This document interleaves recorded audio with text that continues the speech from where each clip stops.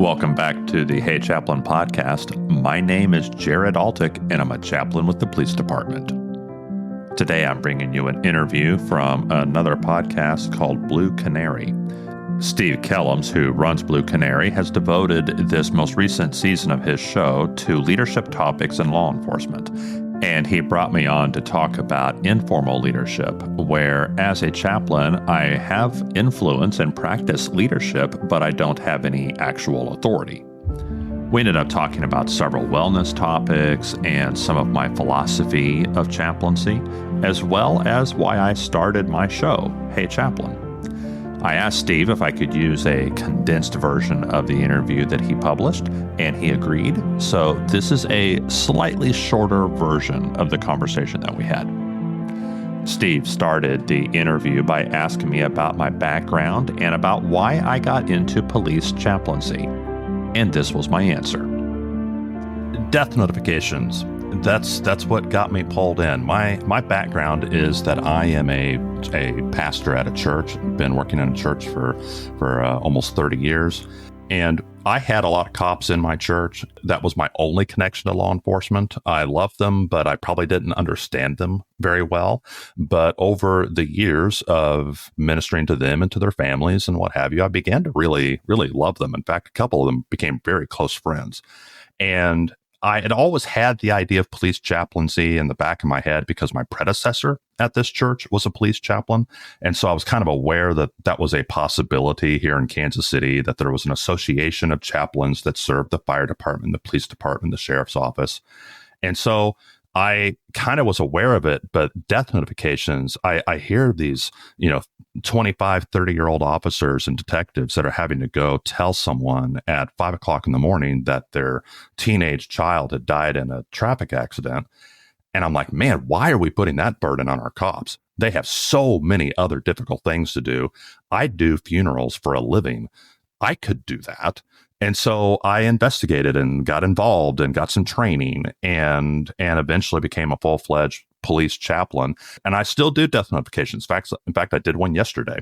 But it opened up a whole world of other involvement in counseling police officers and coming alongside and just being present with them in the midst of the traumatic things that they see, responding to critical incidents and, homicides and suicides and accidents and all kinds of other things, visiting the police station, going on ride-alongs, being involved. And now I still work at the church full time, but boy, it's almost another full-time job just being involved with the police department. Most of the cops listening just fell in love with you whenever you said you were going to do those death notifications. Yeah. I remember doing them myself. They were always so difficult. I never felt like there was a right way to do it. And I know that as well as some other supervisors, we tended to get into a rhythm of how we did it no matter what. And that's not always the best approach. The other jobs that you do, actually, we were chatting before we came on that I kind of wanted to talk about here. If all you do is death notifications, you kind of have a dark shadow around you, don't you? Yes. I have had that more than once, where especially when I first got involved, I was trained to go, be out at the police station and go to the fire stations, go get involved, build rapport, let the officers know you by name and know them by name. And when I first started showing up, people were scared to death. In fact, I spooked a whole firehouse of firefighters. I knocked on their door and they thought that somebody, like they'd lost a family member. They thought there's no reason a chaplain would show up at the firehouse unless, one of our family members had died. And no, I was just there to say hi. And and that took a while to kind of get over that miscommunication of, why did chaplains exist? Well, chaplains are there. And in fact, some of those close friends of mine, I'm on their list. If something were to happen to them in the line of duty, I am the one that would go to their family. And so that's an ominous and difficult task that I hope I never have to do. But I am trying to build rapport and trying to build familiarity with these officers so that if they have a crisis, they already have familiarity with me. They don't have to go talk to a stranger. I would be at least one of the options where they have a helper who knows them and has been embedded in their profession. I know their language. I know the jargon. I know the environment. I know who they work for and what kind of things they deal with. And I would be at least one of the choices to go find help and support. And that's what a chaplain is. He's an embedded helper.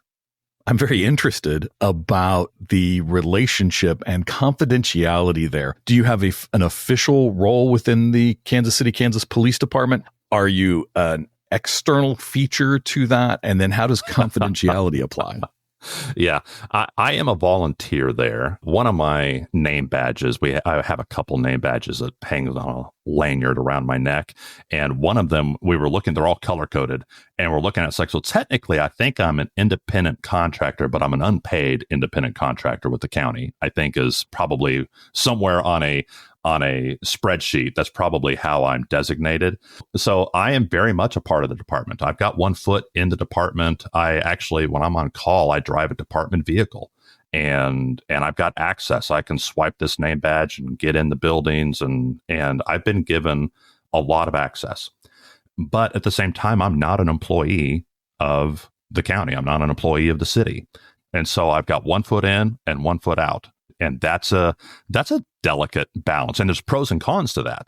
I mean, and on one hand, if someone comes and talks to me, I am outside of the chain of command. I'm outside of their decisions about discipline or promotions. I don't want to touch that. If I ever got invited to sit on a promotion board, I would refuse it because I feel like that would ruin my connection with these officers. So that's an advantage that I'm an outsider. But it's a terrible disadvantage because building trust with a police officer, I mean, there's nobody more skeptical than a cop. And so building trust takes a long time, like on the order of years, like 18 months, 2 years, 3 years to build trust where a police officer would allow an outsider to come in and stand on scene with him or be in the station with him or be in the car with him. And he'd actually open up about what he thinks and what he feels. That just doesn't happen naturally. It doesn't happen easily. So I do know that time, can be a great helper to that as people start becoming comfortable with you around. But there's got to be more than that to building trust. What other things do you do to start building that foundation so they will talk to you when they have issues? Presence. Not like Christmas presents, but my presence, my availability, my being on scene. I go to like 180 roll calls a year. In our department, that's divided up between 3 patrol divisions. And so there's 3 different stations. And sometimes I'll hit, all 3 of those in the same night because their roll calls are staggered. And I'll go to those different roll calls. And a lot of times I don't have anything to say. I'm not going to get up and, smack them with a Bible or anything like that. I am just standing in the back of the room and I'm paying attention to all the instructions that are given and the different, ups and downs of everything from, well, here's some information about your retirement and here's a missing car that we're looking for. And here's whatever. And just all the different variety of things that they're involved in. I'm there too. I see the ups and the downs and the highs and the lows and the rhythm of their work environment. And then I go on ride-alongs or I'm in the car with them and I don't go for an hour. I go for the whole shift. And that builds rapport. That builds trust. It's like, hey, he keeps showing up. And so some of the guys who are very standoffish, when a chaplain walks in the room, there are kind of 2 reactions. One cop was swearing up a storm and he sees the chaplain walk in and he blushes and he puts his hand over his mouth and he's like, oh my goodness, what did I just say? I'm so sorry, chaplain. And he starts apologizing. The other cop starts swearing more. And that's a type of stiff arm. And they're like, look at how rough I am, chaplain. You don't want any part of me. I'm too far gone. Don't come after me. I'm a lost cause. And some of them, I've actually had one say that to me. I don't believe that, for one, because I've just made up my mind. I like these guys. I don't always like what they do. We've had officers that have broken the law, that have lost their jobs, even gone to jail. I don't necessarily like everything they do, and I certainly don't always like how they act and how they treat themselves. But I like them. And so I just keep showing up. And some of those guys who were stiff arming me and they were dropping F-bombs to see if I could be scared away. Well, I wasn't scared away. And cops will do that. They'll see if they'll push you away to see if you can be pushed away. And so I wasn't pushed away. And some of those cops have become very close friends now after several years.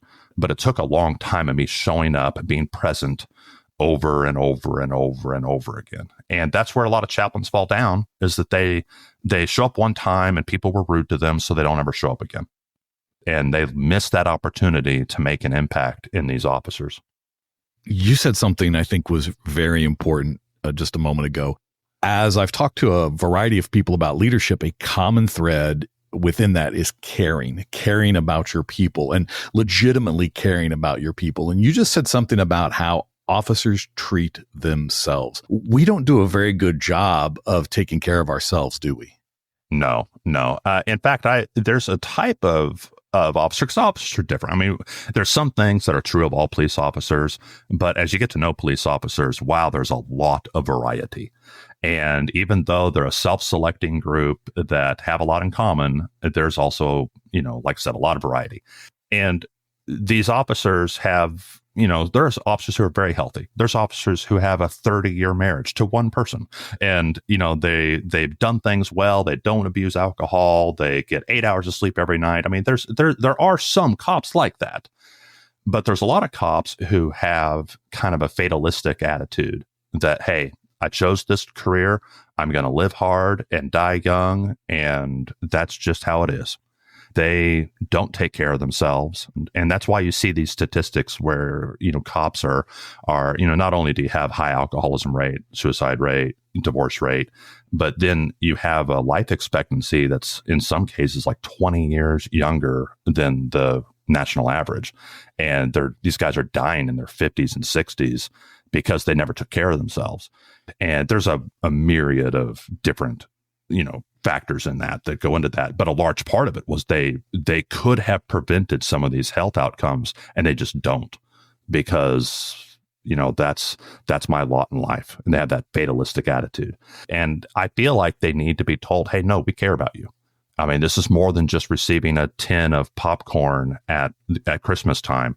I'm going to show up all year long, all the time, and I'm going to keep telling you that you're valuable and that we care about you and that we want you to be healthy and that we want you to be planning for what your next chapter is after you retire, because law enforcement careers are not long. And so a long career in law enforcement's maybe 25 or 30 years. And so you're going to be basically middle-aged and retired. What's your plan? What are you going to do to be productive? What are you going to do to be healthy? What are you going to do to keep investing in your family after this chapter of your life is over? And so I just keep coming at them with that. Sometimes that's direct and I say it out loud. Sometimes it's indirect. I just show up and I show that I care. And this is part of the leadership that I really wanted to talk with you about, because I feel like we do have a problem with leadership across the United States at the high levels of public safety. They typically treat the officers like furniture. And when officers know that their bosses don't care about them, that they're no different than the chair or the desk, they often start thinking of themselves the same way. Having someone out there that can provide that different approach to leadership, someone that's really pushing that care, and someone that has no reason for it. There's no ulterior motive for you to do that, since you're not tied into the traditional chain of command. Do you find that more powerful for your leadership approach in this, or is it more of a hindrance? I think it's the secret sauce. Now, I'm playing the long game. I mean, my outcomes are not ones I can measure quarter by quarter. These are outcomes I'm going to measure decade by decade. And so I am wanting to impact retention. I'm wanting to impact, ultimately recruitment, because a happier department recruits better. I want to impact, their health when they're 20 years retired. So some of these things are not things I can measure immediately, but I am convinced that a healthy chaplaincy, which is itself kind of rare because chaplains are just as weird as cops are. We have all the same kind of shortcomings and idiosyncrasies, and not every chaplain's a great chaplain, but a healthy chaplaincy can be the secret sauce that makes a chief's job easier and makes the sergeant's job easier and just really, impacts things like morale and retention and all of those factors that are sometimes really difficult and intangible, hard to move the needle on some of that stuff. And I feel like chaplains are, the way to go. And that's really interesting. And I do agree with you, but chaplains in public safety are not necessarily common. Everybody doesn't have them. And no. Did you get any pushback from your agency or some of the agencies in your area about having chaplains involved? And with your interactions with other chaplains across the United States, do you hear a lot of stories about them getting those administrators pushed back? And I guess ultimately, why are the administrators not grabbing a hold of this tremendous resource? Because they've had bad experiences with chaplains. A lot of places don't have chaplains currently because they did 30 years ago or 50 years ago, and it went badly because you're bringing in someone who's an outsider. Now, some chaplains are retired first responders. In fact, that's something I'm trying to really push, is to find first responders who are willing to take this on as a ministry and really, invest their lives in it. But a lot of chaplains are clergy, and they've got no first responder experience. And so they're kind of fish out of water. Making that transition and becoming culturally competent is difficult. And some of them just don't do it. And they fail and they misunderstand their role in the department. I mean, imagine, let me go back to the chaplain who is a former first responder. Imagine being a cop for 25 years and then hanging up that hat and becoming a chaplain. And now you're in the car on a ride along and a suspect starts running from you and you want to jump out of the car and chase him down. You can't do that. That's not your job anymore. Right. And so it's very easy for a chaplain, regardless of where the chaplain came from, to misunderstand what they're there for and why they're there and where the lines are. And if you cross one of those lines, not only can you get yourself in trouble, but you might destroy the whole chaplaincy program. And I think that has happened so many times through the years where roles have been poorly defined or just the people in those roles have exercised really poor judgment. I think that has ruined chaplaincy in various agencies. And sometimes there's, how many policies are secretly named after a particular officer? All of them. Yes. Yeah. I think there are policies about outside helpers coming in that are probably named after particular chaplains that ruined it. And they got too involved, or they crossed a line, or they betrayed someone's trust or confidentiality or whatever it might have been. And that mistake led to, we haven't had a chaplains program here in 30 years. And that's a shame, because a well-trained, committed chaplain, someone who's really called to it, like I said, I feel like that's your secret weapon. But there's not very many of them, and we don't train them very well, and it's inconsistent from one agency to the next about how you train a chaplain and how you prepare a chaplain, and it's kind of a hodgepodge. That's really interesting as well. Let's talk about that training. What kind of training did you receive for your role as a chaplain, and what kind of training is going on, or lack thereof, is going on around the U.S.? The training that honestly made the biggest difference for me was being a pastor in a church for 20 plus years. And so I am one of those rare pastors where I got hired by a church in my early 20s, and I've been at my current church for 24 years. And so I've had the same job for a long time. So that means that I am pretty even keeled, and I've learned how to navigate difficult situations without walking away from them. And that kind of investment long term, I'm willing to see this through. I don't have to have immediate results. That kind of conditioning has shaped what sort of chaplain I am. And I think it's served me very well. But not everybody had that. So let's say somebody just wants to become a chaplain and they've not really prepared through their day job or whatever career they've had previously. How did they volunteer then as a chaplain, become effective? Well, there's training. There are local, regional, and national organizations that will train chaplains. And there are chaplains in other fields, like hospital chaplains and prison chaplains and military chaplains. And there's different types of chaplains, different categories, where they have quite a bit of overlap with law enforcement. It's not exactly the same role, but it's similar. And all of those places can train someone and give them some basic tools. They can understand when you're working for, especially a government agency, you need to understand Lemon versus Kurtzman. And, can I stand up and express my religious beliefs to these government employees? Well, the answer is no, you can't do that. If they come to you, you can answer any question you want, but you can't, stand up on a chair and start preaching at them. That'll get you kicked out. So there's Supreme Court case law that has decided, what role does a chaplain have in the military or a police agency or anywhere else. And so there's training from these different places, but the training's not the same. The certifications aren't really very standardized. And frankly, some training's not very good. And so you could have somebody that has clinical pastoral education because they were a hospital chaplain, which is a very advanced and very difficult, rigorous program to become a hospital chaplain. They could have that training, but that training may not be very applicable to law enforcement chaplaincy. And they might be a military chaplain. And some of that is very applicable, but it's also a different animal because they were in the military. They were an actual officer in the United States Army. And that's different when you're a volunteer coming into a police station. That's a different role.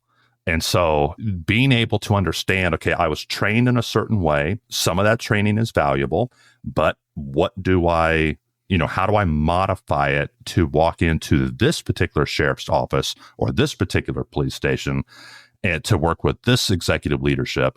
What do they expect from me, and how can I modify and adjust what I've learned to fit this circumstance?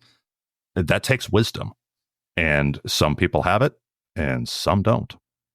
Now, I might be circling back around to what we talked about already, but I want to kind of get this on record. How do you lead peers, so people that don't have to listen to you? And as you get in the cars and you're working with the officers and you're noticing issues and you need them to do something for their own benefit, for their own good, how do you do that? Well, that's what I do at church. There's nobody at church that's required to be there. I can't assign them homework. I can't give people at church. I can't make requirements of them. Every single person at church has the option of just walking away and going to a different church or going to no church at all. And so I have to still be able to give them exhortations, to give them, hey, here's a really challenging thing I want you to consider that's going to shake you down to your boots, but it's important and it could alter your life and have a huge impact on you and your family, and you need to consider it. And so I'm going to put this in front of you, even though it's unpleasant, but I'm going to do that in a way that is for your own good. And I have expressed how I genuinely am concerned for your well-being.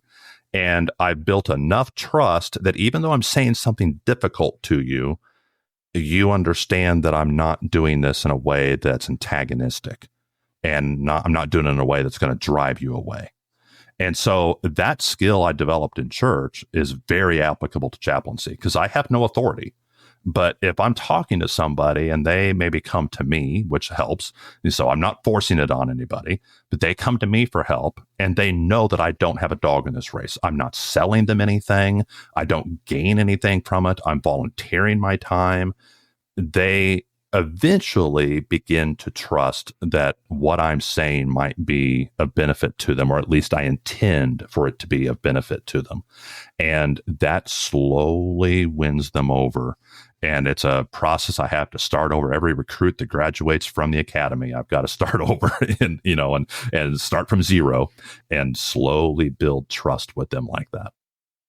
So that role as an embedded helper is truly there to help the officer, but getting the officers to actually embrace wellness. We've already talked about some of the issues and problems with that, but wellness has become a big deal within law enforcement over the last decade. We've seen some amazing improvements in law enforcement wellness. And I think at some levels, our newer officers are quicker to embrace some of these concepts. But that's still a big challenge for you because that's primarily your job, right? Is officer wellness. You're there for the officer. Yeah. I work hand in hand with the wellness officer that we have at our department. We try to coordinate a lot and share information, and like, hey, let's be alert to this shift over here because they just went through something, or so and so's had a lot of sick days recently. Let's make sure we check on them, or so and so's in the hospital. I'm going to make sure that I go visit them while they're there, or they have a family member in the hospital. We do a lot of coordinating like that. But yeah, officer wellness, I mean, it's hard to get everybody on board. We're talking about an industry where people, expect to take it on the chin, and they're willing to suffer silently. And that's frustrating to me. I need them to speak up. I need them to examine themselves and see if they are okay, and not wait until something hits a crisis. And so, but that's part of the proactive work that I'm doing, where I'm getting in and getting to know them ahead of time. And I'm not shy about talking about the stuff that's difficult. Alcohol is huge. And the abuse of alcohol is, I mean, it's in the culture to self-medicate with alcohol. And that's hard to pull that out of the culture. I mean, you graduate from the academy, and the academy instructor awards the class with an expensive bottle of whiskey.